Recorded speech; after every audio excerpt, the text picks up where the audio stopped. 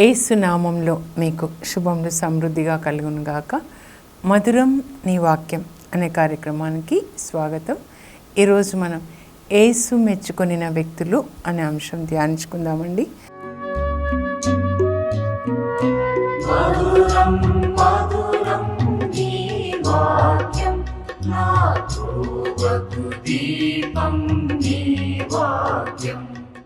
యేసు ప్రభు మిమ్మల్ని కూడా మెచ్చుకోవాలి, మీరు ఆయన కొరకు చేస్తున్నటువంటి పనిని బట్టి. సో ముందుగా యేసు మెచ్చుకున్న వ్యక్తుల్లో శతాధిపతి మనం ధ్యానించుకుందాం. మత్తయి సువార్త 8వ అధ్యాయంలో 10వ వచనం అన్నమాట.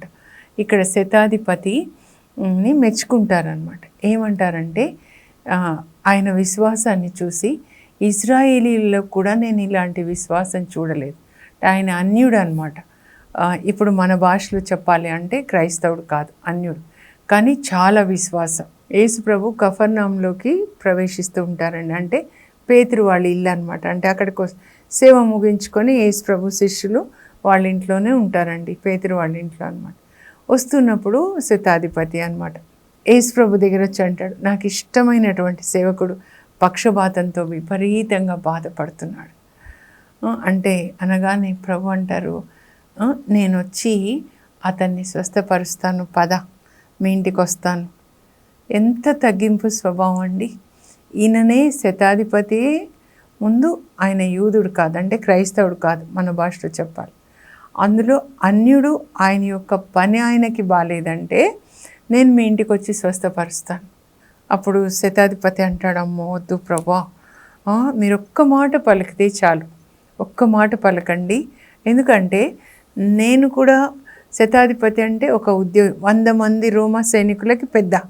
సో వాళ్ళు నువ్వు వెళ్ళు ఇక్కడికి వెళ్ళి ఈ పని చేయంటే చేస్తారు, నువ్వు ఇక్కడ రా అంటే వస్తారు. అంటే నా అధికారానికి వాళ్ళు లోబడి ఉంటున్నారు. మీరు ఒక మాట పలికితే అప్పుడు నా సేవకునికి స్వస్థత కలుగుతుంది. అబ్బా ఎంత విశ్వాసము, ఒక్క మాట పలుకుతే ఎంత విశ్వాసం. ఇజ్రాయేల్ ప్రజల్లో నేను ఇలాంటి విశ్వాసాన్ని చూడలేదని చెప్పి వాళ్ళతో చెప్తారు. తూర్పు పడమరల నుండి అనేకులు వచ్చి పరలోక రాజ్యంలో అబ్రాహాము, ఇస్సాకు, యాకోబుల పంక్తిలో కూర్చుంటే రాజ్యానికి వారసులైన మీరు వెలుపల చీకటిలో త్రోసివేయబడి ఏడ్చుచు పండు కొరుకుతూ ఉంటారు. అన్యులండి మనకంటే ముందు పరలోకానికి వెళ్తారు, వాళ్ళకి ఎక్కువ విశ్వాసం ఉంది. మీరు వారసులు పరలోక రాజ్యానికి, కానీ వెలుపల చీకటిలోనికి పడద్రోయబడతారు. అంటే అక్కడ పండ్లు కొరుకుట, ఏడ్చుట అంటే నరకం అన్నమాట. అలా మనం ఉండకూడదండి, అది మనకి జరగకూడదన్నమాట. అప్పుడు శతాధిపతిని చూసి అంటాడు, నువ్వు ఇంకా వెళ్ళు, నీవు విశ్వసించినట్లే జరుగునుగాక. అంటే నేను ఒక మాట పలికితే అక్కడ స్వస్థత కదా, అలాగే జరుగుతుంది. 107వ కీర్తన 20లో ఏమని రాయబడి ఉంటుందంటే, ఒరిజినల్గా హీబ్రూ భాషలో he send the word and the word healed them అని ఉంటుంది. He send the word and it healed అంటే వాక్యం, ఆయన వాక్యాన్ని పంపించాడు, వాక్యము వారిని స్వస్థపరిచింది. ఈ సత్యం తెలుసుకుంటే బాగుండు అనుకుంటానండి నేను. ఈ వాక్యాలు మందుల సీస బైబిల్, మీరు వాక్యాలను అట్లా చదువుతుంటే మీకు స్వస్థత కలుగుతుందండి. వాక్యాన్ని పంపి స్వస్థత చేశారు. అక్కడికి వెళ్ళలేదు యేసు ప్రభు. దేవుని యొక్క వాక్యము అక్కడ వెళ్ళి ఆయనలో పక్షవాతాన్ని కలుగజేసిన దయ్యపు శక్తిని అక్కడ సంహరించింది యేసు ప్రభు వాక్యం అన్నమాట. ఒక్క మాట ఆయన ఎందుకు అన్నాడంటే, నా కింద 100 మంది నా మాట వింటున్నారు, మీరు భూమి మీద మీకు అధికారం ఉంది, పరలోకంలో అధికారం ఉంది, పాతాళ లోకంలో అధికారం ఉంది, అందరూ మీకు లోబడి ఉంటారు. మీరు సర్వశక్తిమంతుడు, ఎల్ షాడై, సార్వభౌముడు, పరలోక భూలోక పాతాళ లోకములు మీ ముందు వినతులు అవుతారు. అది ఆయన గ్రహించాడండి, మనం గ్రహించాలన్నమాట. ఇప్పుడు ఈ దయ్యాన్ని వెళ్ళిపో అంటే దయ్యం వెళ్ళిపోతుంది. యేసు ప్రభు ఎంత, ఒక వ్యక్తి మార్కు 5లో ఆయనలో 6000 దయ్యాలు, లీజన్ అంటే it's a military term, means 6000 దయ్యాలు ఉన్నాయన్నమాట. అవుట్ అనగానే అవి వెళ్ళిపోయినాయి. అది ఈయన గ్రహించాడు. What is faith? Recognising God's authority is what is called faith. దేవుని యొక్క అధికారాన్ని గుర్తించడమే విశ్వాసం. ఆయనకు అన్నిటి మీద అధికారం ఉంది. దయ్యాల్ని వెళ్ళగొట్టగలడు. మనల్ని అభిషేకిస్తాడు ఆయన. పరలోకంలో ఆయన అధికారం. యేసు రాజులకి రాజు, ప్రభులకి ప్రభు. దేవుని ఆత్మ మనం ఆజ్ఞాపిస్తే పని చేయడానికి రెడీగా ఉంటాడండి. ఏం ఆజ్ఞాపించాలంటే బైబిల్లో దేవుడు చెప్పింది. మీరు ఏది బంధిస్తే అది బంధించబడుతుంది అంటారు కదా, అలా అన్నమాట. So he recognise the authority of Jesus Christ. దేవుని యొక్క అధికారంను గుర్తించుటయే విశ్వాసం.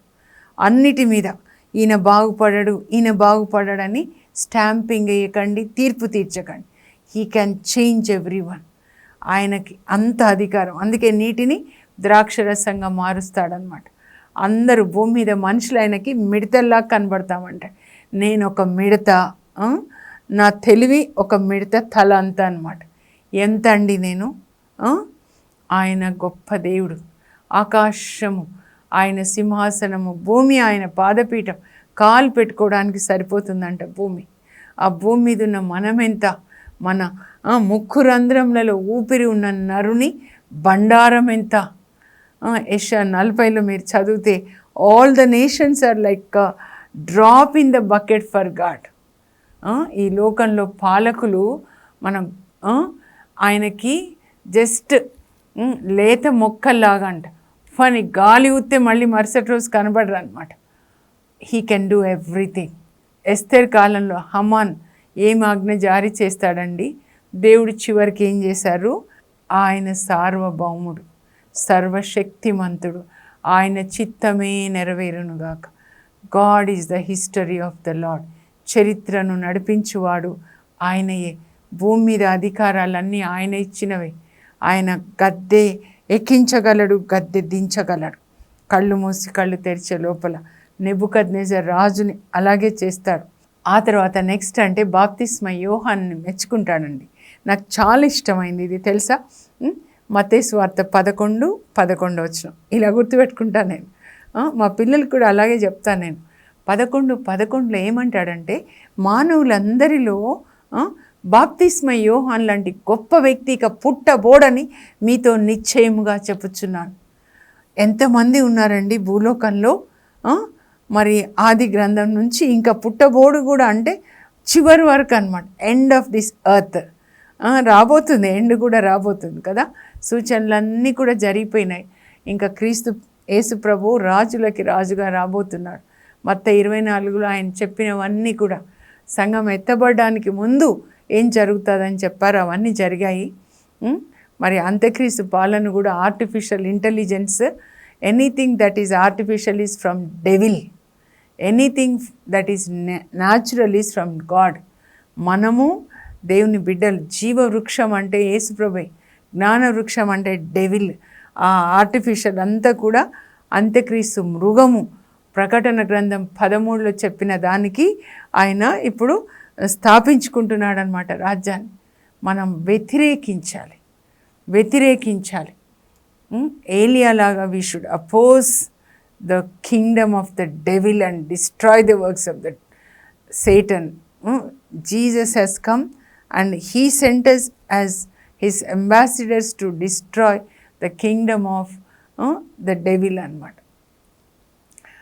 ఎట్లా అయితే అపోస్తుల కార్యాలు 13లో పౌలు మొదటి అద్భుతం అండి, నాకు చాలా ఇష్టం, మళ్ళా చెప్పాలనిపిస్తుంది. అపోస్తుల కార్యాలు 13లో 10 ఆయన పాఫో ద్వీపానికి వెళ్తే అక్కడ ఒక మాంత్రికుడు ఉంటాడు. మంత్రశక్తులతో, అందరూ మంత్రశక్తులతోనే ఉంటారు. అయితే అక్కడ ఉన్నటువంటి ఆ ద్వీపానికి పాలకుడు సెర్జియా పౌలు యేసుప్రభు వాక్యాన్ని వినాలనుకుంటాడనమాట. పిలిపించుకుంటాడు పౌల్ని. అయితే ఈ మాంత్రికుడు వచ్చేసి ఎలిమాస్ను చెప్పడానికి ఇక్కడ వీలేదు జీసస్ గురించి అని. అపోజ్ చెయ్యగానే ఆయనలో ఉన్న పరిశుద్ధాత్మ ఇట్లా వచ్చేసి, సాతాను పుత్రుడా, నువ్వు అన్ని కపటాలతో మనుషులని వక్ర మార్గాలు పట్టిస్తున్నావు, దేవుని హస్తం నీ మీద పడుతుంది, నువ్వు కొంతకాలము గుడ్డివాడవై సూర్యుని వెలుగు చూడకుందుగా కానగానే గుడ్డివాడైపోతాడు. అమ్మా, అప్పుడు అందరికీ ఆశ్చర్యం. అప్పటి వరకు ఆయననే దేవుడు అనుకుంటున్నారు. అంటే ఈయనని గుడ్డివాడిని చేస్తే ఇంకా గొప్ప శక్తి అనమాట. ఎవరిది అంటే పౌలు నా శక్తి అని చెప్పడండి యేసుప్రభు. యేసు ప్రభు శక్తి. ఎవరు ఆ దేవుడు అంటే అప్పుడు చెప్తాడు, ఆయననే నిజమైన దేవుడు, మన కొరకు శిలువలో రక్తం చిందాడు, ఆయనని నమ్ముకోవాలి, రక్షణ మనకి, పాపక్షమాపణ, పరలోకాన్ని తీసుకెళ్తాడు. ద్వీపం అంతా రక్షణలోకి వస్తుందండి. ఇలా ఒక క్రైస్తవుడు జీవించాల్సిన విధానం అన్నమాట. మానవులందరిలో బాప్తిస్మ యోహాన్ కంటే గొప్పవాళ్ళు ఇంకా పుట్టబోరు. ఎందుకు అనంటే, ఎందుకు చెప్పాలి? యేసు ప్రభుకి మార్గం సిద్ధం చేస్తాడండి. అక్కడే ఉంటుంది అన్నమాట.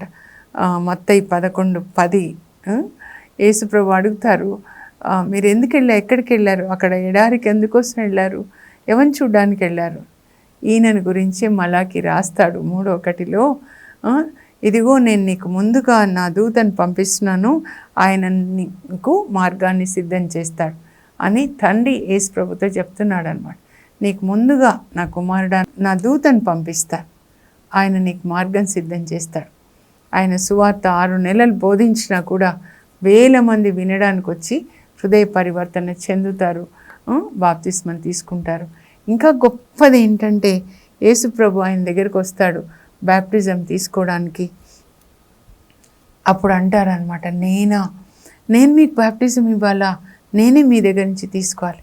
అప్పుడు యేసు ప్రభు అంటారు, ఇప్పటికి ఇది ఇలా జరగనివ్వు, దేవుని నీతిని మనం ఈలాగున జరిగించుట మంచిది అంటాడు. దేవుడు నిర్ణయించారు యేసు ప్రభు బాప్తిస్మ యోహాన్ దగ్గర నుంచి బాప్తిస్మం తీసుకోవాలని. కనుక ప్రతి విషయంలో దేవుని చిత్తం అన్నమాట, వాళ్ళు చేస్తారు. ఆ తర్వాత నెక్స్ట్ వచ్చేసి కనానీయ స్త్రీ అండి. మత్తయి సువార్తలోనే 4 మెచ్చుకుంటారనమాట. శతాధిపతి, జాన్ ది బ్యాప్టిస్ట్, ఇప్పుడు వచ్చేసి కనానీయ స్త్రీ అనమాట.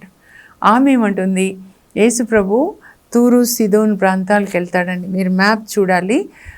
ఇక్కడ ఇజ్రాయెల్ దేశం అయితే మధ్యధరా సముద్ర తీరాన అక్కడ తూరు సిదోను పైన ఉంటాయన్నమాట కోస్టల్ సిటీస్. అక్కడికి వెళ్తాడు. యాక్చువల్గా కనానీయ స్త్రీని స్వస్థపరచడానికే వెళ్తాడు. అప్పుడు ఆమె వస్తుంది, వచ్చేసి యేసు దావీదు కుమారుడా నా మీద దయ చూపించయ్యా, నా కుమార్తె దయ్యం బట్టి మిక్కిలి బాధపడుతుంది. అప్పుడు ఏం పలకడనమాట. పలకకుండా ఉంటే అప్పుడు పేతురే మాట్లాడుంటాడు, ఈమె మన వెనకాల పడి అరుస్తుంది కదా, దయ చూపించు, యేసు యేసు అంటుంది, నువ్వేంటి మాట్లాడవని. అప్పుడు ప్రభు అంటారు, నేను ఇశ్రాయేల్ ప్రజల్లో చెదరిపోయిన గొర్రెల కొరకు మాత్రమే వచ్చాను. అంటే ఈమె కనానీయ స్త్రీ కదా, నీకోసం రాలేదన్నట్లుగా. అప్పుడు ఆమె వెనకాల పడి అరిచి ఆమె ముందుకు వచ్చి ఆయన కాళ్ళు పట్టుకుంటుంది. ఇంకెట్లా ప్రభు నడుస్తారు చెప్పండి? అయ్యా దయ చూపించు, దయ చూపించు, నా కూతురు బాధ నేను భరించలేక చూడలేకపోతున్నాను. అమ్మ బిడ్డల రొట్టెలు తీసి కుక్క పిల్లలకి వేయొచ్చా అంటే, అవును ప్రభా, పోనీ బిడ్డలు యజమానుని పిల్లలు తింటుంటే 1-2 కింద పడితే కుక్క పిల్లలు తింటాయి కదా, ఒక్క అద్భుతం నా బిడ్డ కోసం చే, ఎంత తగ్గించుకుంటుంది. అప్పుడు అంటారమ్మా, నీ విశ్వాసము మెచ్చదగినది, నీ కోరిక నెరవేరును గాక. ఆమెను ఇన్సల్ట్ చేయాలని కాదండి, కానీ ఆమె విశ్వాసాన్ని పరీక్షించాలి. ప్రతి విశ్వాసికి కూడా ఒక పరీక్ష లేకుండా మనం నెగ్గలేమండి. స్కూల్లో ఎగ్జామ్ పాస్ అవుతేనే కదా నెక్స్ట్. సో విశ్వాసానికి పరీక్ష. యోబుకు చూస్తాం కదా, విశ్వాస వీరులందరూ ఎగ్జామ్లో గెలిచిన వాళ్ళే అనమాట, జయించిన వాళ్ళు. ఓకేనా. నెక్స్ట్ పేతురు అండి. పేతురుని మెచ్చుకుంటారు యేసు ప్రభు. ఏం మెచ్చుకుంటారు చూద్దాము. వాళ్ళు సిజేరియా ఫిలిప్కి వెళ్తారండి, మత్తయి 16లో అనమాట. వెళ్ళినప్పుడు యేసు ప్రభు అడుగుతారు, ఒక 12 మంది శిష్యులే ఉంటారు. అయితే ప్రజలు ఏమనుకుంటున్నారు నా గురించి అని అడుగుతారు. ఒకరేమో ఇర్మియా ప్రవక్త అని, ఒకరేమో జాన్ ది బ్యాప్టిస్ట్ అని, ఇంకొకరు అట్లా పోనీ మరి మీరేమనుకుంటున్నారు, మీ అభిప్రాయం ఏంటి నా గురించి అని. ఎందుకంటే వాళ్ళు వడ్రంగి కుమారుడు అంటున్నారు కదా. అప్పుడు పేతురు మాట్లాడతాడండి, you are the Christ son of living God. నీవు సజీవుడగు దేవుని కుమారుడమైన క్రీస్తు, సజీవుడగు దేవుని కుమారుడైన క్రీస్తు. You are Christos son of living God. Christos అంటే అభిషేకించబడినవాడు. యెషయా 61:1లో యేసుప్రభు గురించే రాస్తారు. అదే యేసుప్రభు చెప్తారు లూకా 4లో. వాళ్ళ ఊరికి వచ్చినప్పుడు నజరేత్కి విశ్రాంతి దినాన బైబిల్ ఇస్తే చదవడానికి యెషయా గ్రంథాన్ని ఇచ్చినప్పుడు పనివాడు అక్కడ సేవకులు అండి, పరిచారకులు అని ఉంటుంది. ఆయన అది తీసుకొని యెషయా గ్రంథం తీసుకొని 61లో మొదటి వచనాన్ని చదివి, ప్రభు ఆత్మ నాపై ఉన్నది, పేదలకి సువార్త బోధించడానికి ఆయన నన్ను అభిషేకించాడు అని, చెరలో ఉన్న వారిని విడిపించడానికి, గురుడి వారి కన్నులు తెరవడానికి, బందీలకు విముక్తిని ప్రకటించడానికి, అనుగ్రహ వస్త్రాన్ని ప్రకటించడానికి ఆయన నన్ను పంపెను అని చెప్పి, ఇది ఈరోజు ఈ లేఖనం అంటే లిఖించబడినది నాకు నా విషయంలో నెరవేరింది అని చెప్తారనమాట. అయితే ఇక్కడ నీవు క్రీస్తు సజీవుడకు దేవుని కుమారుడు అనగానే యేసుప్రభు ఎట్లా మెచ్చుకుంటారంటే, శబాష్, వెరీ గుడ్, స్కూల్లో మేము ఎట్లా అని అంటాం అనమాట. పేతురు, యోనాపుత్రుడవగు పేతురు, యోనాపుత్రుడవగు సిమోను, నీవు ధన్యుడవయ్యా, యు ఆర్ బ్లెస్డ్. నీకు ఈ రహస్యాన్ని తెలియజేసింది నీ తెలివి కాదు, కానీ నా తండ్రి ఆత్మ. బైబిల్లో ఉన్న రహస్యాలన్నీ తెలియజేసేది మన డిగ్రీలు కాదు, మన తెలివి కాదండి. దేవుని ఆత్మ మనలో ఉండి ఈ రహస్యాలన్నీ మనకి బయలుపరుస్తారు. He reveals the mysteries. అందుకే పరలోక రాజ్య రహస్యంలను తెలుసుకొని ఉంటే అనుగ్రహింపబడినది మీకే కానీ వాళ్ళకి కాదు అని తన శిష్యులకు చెప్తారనమాట. పరిశుద్ధాత్మ మనకి బయలుపరుస్తారు. పేతుర్ని మెచ్చుకుంటారండి. ఆ తర్వాత మనము ఇంకా మార్కులో 2 స్త్రీలండి, నాకు చాలా ఇష్టం. యేసు ప్రభు చివరి యుగాంతపు సూచనలు అన్నీ చెప్పిన తర్వాత, ప్రీచింగ్ అయిపోయిన తర్వాత అందరూ బయటికి వెళ్తూ కానుకల పెట్టెలో కానుకలు వేస్తుంటే, అందరూ వాళ్ళకి చాలా కోటీశ్వర్లు అనుకోండి, ఏదో వేస్తూ ఉన్నారు, ఒక 10,000 వాళ్ళ ఇష్టం, అందులో కొద్దిగా. కానీ ఒక పేద విధవరాలు, ఆమెకి 2 నాణాలు ఉంటాయి, ఆ 2 తీసి అందులో వేస్తుంది. యేసు ప్రభు గమనిస్తున్నారు, ఈమె అందరికంటే ఎక్కువ చేసినది. అందరూ సమృద్ధి నుంచి కొద్దిగా ఇచ్చారు, ఈమె తనకున్నదంతా, తన జీవనాధారం అంతా ఇచ్చింది. ఇప్పుడు ఎలా అండి, మరి ఎలా జీవిస్తుంది? ఇప్పుడు దేవుడే ఆమెకి ఇంకా బ్యాంక్ అన్నమాట, ఆయన సప్లై చేస్తాడు. దీనాత్ములు ధన్యులు, దేవరాజ్యం వారిదంటే అన్ని విషయాల్లో అనుదిన ఆహారం కూడా ఆయనే ఇస్తాడండి. నీవే ఇప్పుడు నాకు బ్యాంక్ అనమాట. యేసుప్రభువే మనకి బ్యాంక్, ట్రాన్స్ఫర్ అయిపోతుంది అనమాట. ఇస్తే ఊరుకుంటాడండి ఆయన. 5 రొట్టెలు ఒక అబ్బాయి ఇస్తే 12 గంపలు పంపించాడంట. మీరు నన్ను పరీక్షించి చూడండి, పరలోక ద్వారాలు విప్పి నేను మీకు ఎలా ఆశీర్వాదాలు కుమరిస్తాను, మలాకి 3లో చెప్తారు కదా. నెక్స్ట్ నాకు ఇంకా ఇష్టమైన అండి ఈమె బెతానియా మరియ. మార్తమ్మ, మరియమ్మ, లాజర్ కదా. యేసుప్రభు అక్కడే ఉంటారు చివరి రోజులు, 4 రోజులు, ఆదివారం రాత్రి, సోమవారం, మంగళవారం, బుధవారం అన్నమాట, శిష్యులతో కలిసి. తనకిష్టమైన కుటుంబం. అయితే బుధవారం రోజున ఊరి బయట, బెతానియా బయట కుష్ఠరోగి సిమోన్ ఉంటాడు. కుష్ఠరోగులు బయట ఉంటారనమాట, వాళ్ళంతా ఊరి బయట వెలివేయబడతారు కదా. ఆయన వచ్చి యేసు ప్రభుని అడుగుతారు, మా ఇంటికి రారా ప్రభా, మా ఇంటికి రారా భోజనానికి. వస్తారు, ప్రభు వెళ్తారు. అప్పుడు మార్తమ్మ వంట చేస్తూ ఉంటుంది. ఎంత మంచి ఫ్యామిలీ చూడండి. ఇంకా లాజర్ కూడా కూర్చుంటాడు పంక్తిలో వడ్డిస్తూ ఉంటే. అప్పుడు మరియమ్మ చూడండి, స్పెషల్ అత్తరు బుడ్డి తీసుకొని వచ్చి పగలగొట్టి యేసు ప్రభు శిరస్సు మీద పోసి అభిషేకిస్తే, అబ్బా ఎంత మంచి వాసన. అందరు ఇలా చూస్తారు.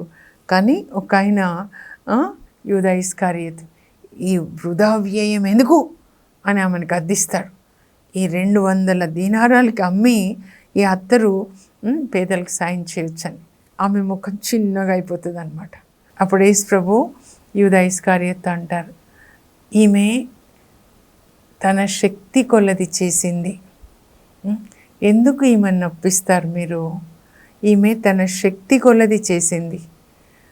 కనుక ఈ సువార్త ఎక్కడెక్కడ ప్రకటించబడితే ఈమె చేసింది, ఈమె గౌరవార్థము అక్కడ ప్రశంసించబడునుగాక, ప్రకటించబడునుగాక అంట. చూడండి, 2000 సంవత్సరాలు ప్రపంచం అంతటా ఈ బెతానియా మరియని మన జ్ఞాపకం చేసుకుంటున్నాం. తన శక్తి కొలది దేవుని కోసం చేసిందండి. అలా ఉండాలి. మనకు అందరికంటే ఎక్కువగా దేవునికి ఇవ్వడం, శక్తి కొలది దేవుని రాజ్యం కొరకు మనం పనిచేయడం, ఇలా ఉండాలి స్త్రీలను దేవుడు కోరుకుంటారనమాట. స్త్రీలందరూ పనిచేస్తే మొత్తం అందరినీ రక్షించవచ్చు కదండి. భారతదేశంలో ప్రతి ఒక్కరూ ఎందుకంటే దేవుని కోరిక అందరూ కూడా సత్యాన్ని తెలుసుకోవాలి, రక్షించబడాలి. 1 తిమోతిలో 2వ అధ్యాయంలో పౌలు రాస్తాడనమాట, మానవులందరూ కూడా రక్షించబడాలి, సత్యము అంటే యేసు ప్రభుని తెలుసుకోవాలని దేవుని కోరిక. మనందరం పనిచేస్తే ఎంత పని అవుతుందండి. అందరినీ రక్షించవచ్చు. 145 కోట్ల మంది భారతీయులను రక్షించవచ్చు అన్నమాట.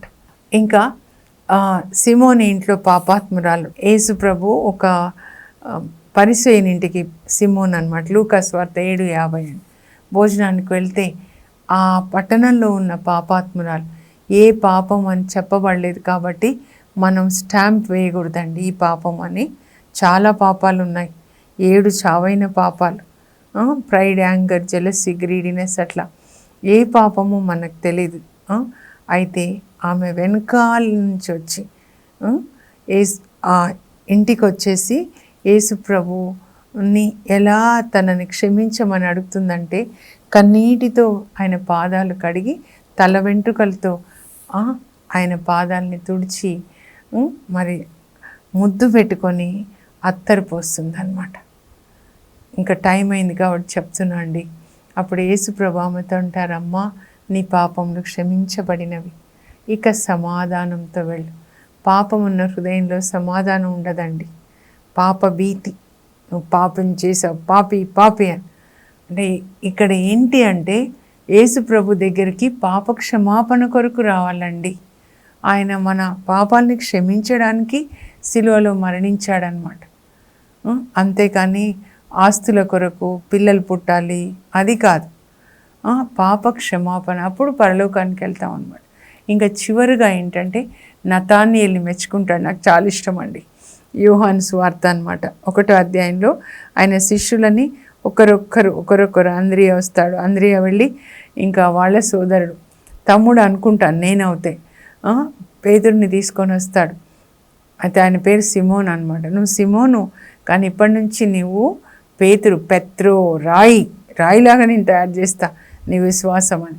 ఆ తర్వాత ఆయన అట్లా గలిలియాకి వెళ్తూ ఉంటే దారిలో ఫిలిప్ కనబడతాడు. నన్ను అనుసరించాను కానీ ఫిలిప్ వచ్చేస్తాడు. ఫిలిప్ వెళ్ళి తన ఫ్రెండ్ని తీసుకొస్తాడు. అలా మనం అందరినీ తీసుకురావాలండి. నతానియేలు దగ్గర వచ్చి, ఇదిగో మోషే ధర్మశాస్త్రంలో మరి ప్రవక్తల గ్రంథాల్లో చెప్పబడిన వ్యక్తి మెస్సాయని మేము కనుక్కున్నాం అంటే, అవును ఆయననే యోసేపు కుమారుడు, దేవుని కుమారుడు మెస్సయ్య అని చెప్తాడనమాట. అప్పుడు ఆయన వస్తాడనమాట నతానియేలు యేసు ప్రభు దగ్గరికి తీసుకొని వస్తాడుగా ఫిలిప్. అప్పుడు నతానియేలు అంటాడు, బోధకుడా నీవు దేవుని కుమారుడు, ఇజ్రాయేలు రాజువు అంటాడనమాట. కపటం లేని నిజమైన ఇజ్రాయేల్. మన ఎప్పుడు కపటం ఉండకూడదండి. దేవుడు అదొక్క పాపాన్ని ఖండిస్తారు యేసు ప్రభు. సమార్య స్త్రీని కానీ, వ్యభిచారంలో పట్టుబడిన స్త్రీని కానీ, సిమోని ఇంట్లో పాప ఎవరిని ఖండించాల. కానీ మత్తయి 23లో ఎవరిని ఖండించాడంటే పరిసయ్యులు. సున్నం కొట్టిన సమాధులు, పైకి ఒకలాగా కనబడతారు, లోపల ఒకలాగా. కపటం ఉండకూడదండి, యథార్థంగా ఇలా నతానియేలులాగా ఉండాలి. మనల్ని చూసి కూడా జీసస్ అలా చెప్పాలన్నమాట. కపటం లేని పసిపిల్లలాగా మనం ఉండాలి పరలోకానికి వెళ్ళాలంటే. ఏ విషయాల్లో యేసు ప్రభు మెచ్చుకున్నాడో వీళ్ళని, ఆ విషయాల్లో మనల్ని కూడా మెచ్చుకునేలాగా మనం దేవుని కొరకు పనిచేయాలండి. నేను ఒకసారి చదువుతాను, మీరు స్క్రీన్ మీద చూసి రాసుకొని మీరు అలా ఉండాలి. యేసు మెచ్చుకొనిన వ్యక్తులు. శతాధిపతి, ఇజ్రాయేలు ప్రజల్లో నేను ఇట్టి విశ్వాసంను చూడలేదు. బాప్తిస్మ యోహాన్, మానవులందరిలో బాప్తిస్మ యోహాన్ కంటే అధికుడగు వాడు ఎవ్వడూ పుట్టలేదని మీతో నిశ్చయముగా చెప్పుచున్నాను. కనానీయ స్త్రీ, అమ్మా నీ విశ్వాసం మెచ్చదగినది, నీ కోరిక నెరవేరునుగాక. పేతురు, యోనాపుత్రుడవు సిమోను, నీవు ధన్యుడవు, నీకు ఈ విషయంను తెలియజేసినది పరలోకమందున్న నా తండ్రియే కానీ రక్త మాంసములు కావు. పేద విధవరాలు, ఈమె అందరికంటే ఎక్కువగా దానం చేసినది. బెతానియా మరియా, ఈమె తన శక్తి కొలది చేసినది. సిమోన్ ఇంట్లో పాపాత్మురాలు, నీ విశ్వాసము నిన్ను రక్షించినది, సమాధానంతో వెళ్ళు. పాప క్షమాపణ పొందుతుందండి యేసు ప్రభు నుండి. నతానీయులు, ఇదిగో కపటం లేని నిజమైన ఇజ్రాయేలీయుడు. ఈ విషయాల్లో, ఈ 8 ఏరియాస్లో మనల్ని మెచ్చుకునేలాగా మనం కూడా అలా జీవించాలండి. ప్రార్థన చేసుకుందాం. పరలోకపు మా తండ్రి, మీ పరిశుద్ధ నామమునకు స్తోత్రం కలుగును గాక. యేసు ప్రభువా, ఏ విషయాల్లో మీరు వీళ్ళని మెచ్చుకున్నారో మమ్మల్ని కూడా మెచ్చుకునేలాగా మా శక్తి కొలది చేయాలి ప్రభా. అందరికంటే మేము ఎక్కువ ఇవ్వాలి, కపటం లేకుండా ఉండాలి, మీ అధికారాన్ని గుర్తించాలి ప్రభా.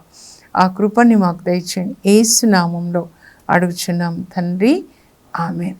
యేసు ప్రభు మెచ్చుకునే విధంగా మీరు జీవించుదురుగాక. God bless you. Have a blessed day.